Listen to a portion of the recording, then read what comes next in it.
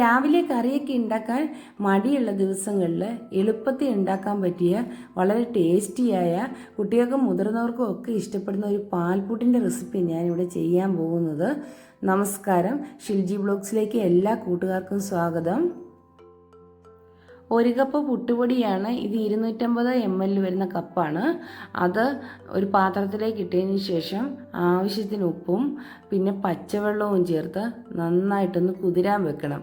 നകക്കെ വെള്ളം ഒഴിച്ച് കൊടുക്കണം. ഇതൊരു 5 മിനിറ്റ് ഇരിക്കുമ്പോഴത്തേക്ക് പുട്ടുപൊടി ആയതുകൊണ്ട് നല്ല കുതിർന്ന് വെള്ളമൊക്കെ കറക്റ്റായിട്ട് കിട്ടും. ഇനി നമുക്കിതൊന്ന് റെസ്റ്റ് ചെയ്യാൻ വേണ്ടി ഒരു 5 മിനിറ്റ് മാറ്റി വയ്ക്കാം.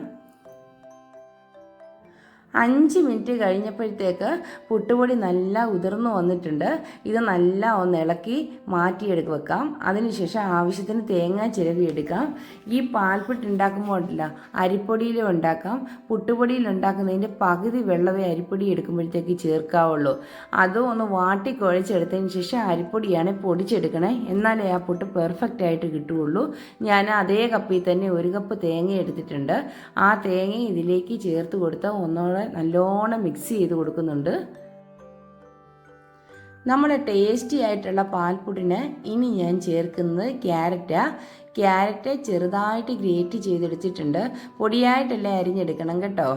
ഇനി ഇത് എല്ലാം കൂടി ഒന്നുകൂടി മിക്സ് ചെയ്ത് കൊടുക്കണം. ക്യാരറ്റൊക്കെ ശരീരത്തിന് നല്ല സാധനമാണ്. ഇനിയിപ്പോൾ ഇത് മാറ്റി വെച്ചതിന് ശേഷം ഇതിന് ബാക്കിയുള്ള ചേരുവകൾ എടുക്കാം. ഞാൻ എടുത്തിരിക്കുന്നത് 3 സ്പൂൺ പാൽപ്പൊടിയാണ്. പാൽ വേണ്ടവർക്ക് ചേർത്ത് പുട്ട് കുഴച്ചെടുക്കാം. പക്ഷെ ഞാൻ ചേർക്കുന്ന പാൽപ്പൊടിയാണ്. പാൽപ്പൊടി ചേർത്ത് കഴിഞ്ഞാൽ ഒന്നുകൂടി ടേസ്റ്റാണ്. ഒരു 3 ചെറിയ സ്പൂണ് മെഷറിംഗ് കപ്പിനാണ് ഞാൻ എടുത്തിരിക്കുന്നത്. അത് ഇച്ചിരി ക്വാണ്ടിറ്റി കൂടിപ്പോയാലും കുഴപ്പമില്ല കേട്ടോ. ഇനി പഞ്ചസാരയൊക്കെ ഓപ്ഷനല്ല, വേണമെങ്കിൽ ചേർത്താൽ മതി. പിന്നെ കൊച്ചുകുട്ടിയൊക്കെ കിടക്കുമ്പോൾ കുറച്ച് മധുരം ഉണ്ടെങ്കിൽ നല്ലതല്ലേ. ഇനി ഇതെല്ലാം കൂടി നല്ലോണം മിക്സ് ചെയ്തതിന് ശേഷം നമുക്ക് മാറ്റി വയ്ക്കാവേ. പുട്ടിനിപ്പോൾ വെള്ളം വെച്ചിരിക്കുന്നത് നല്ലോണം തിളച്ച് വന്നിട്ടുണ്ട്. ഇനി പുട്ടുപൊടി നമുക്ക് ഒരു പുട്ടുപാത്രത്തിലേക്ക് ഇട്ട് കൊടുക്കാം.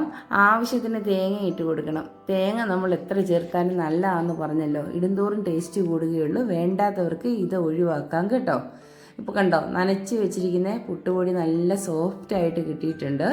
ഇനി ഇത് ഈ പാത്രത്തിൽ ഇട്ടതിന് ശേഷം നമുക്ക് ആവശ്യത്തിന് തേങ്ങയും കൂടെ മണ്ടലിട്ട് ഒന്ന് അടച്ചു വെച്ച് സ്റ്റീം ചെയ്യണം.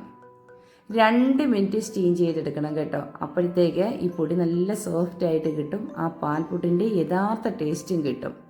സിമ്പിളായിട്ട് നമുക്ക് ഉണ്ടാക്കിയെടുക്കാം. ഇനി നമുക്ക് തേങ്ങയുടെ മണ്ടയിലിട്ടിട്ട് 2 മിനിറ്റ് ഒന്ന് ആവി കയറ്റിയെടുക്കാം. നല്ല സ്മെല്ലൊക്കെ വന്ന് 2 മിനിറ്റ് ആയപ്പോൾ ഞാൻ ഇത് തുറക്കുന്നുണ്ട്. നന്നായിട്ട് ആവിയൊക്കെ വന്ന് വെന്ത് കിട്ടിയിട്ടുണ്ട്. എല്ലാവരും ഇതുപോലെ ഒന്ന് ട്രൈ ചെയ്ത് നോക്കുക. ഇനി നമുക്കിതൊരു സെർവിങ് പ്ലേറ്റിലേക്ക് മാറ്റാം. നല്ല കളർഫുള്ളും അതുപോലെ തന്നെ നല്ല ടേസ്റ്റിയും കഴിച്ചാൽ മതി വരാത്ത പാൽപുട്ട് നിങ്ങളെല്ലാവരും ഉണ്ടാക്കി നോക്കിയിട്ട് അഭിപ്രായം പറയണം. എൻ്റെ ഈ വീഡിയോ നിങ്ങൾക്ക് എല്ലാവർക്കും ഇഷ്ടപ്പെട്ട് കാണുമെന്ന് വിചാരിക്കുന്നു. ഇഷ്ടപ്പെട്ടാൽ ഒന്ന് ലൈക്ക് ചെയ്യണം, ഷെയർ ചെയ്യണം. അതുപോലെ സബ്സ്ക്രൈബ് ചെയ്യാത്തവരുണ്ട് എന്നും പറയുന്ന പോലെ ഒന്ന് സബ്സ്ക്രൈബ് ചെയ്തേക്കണേ.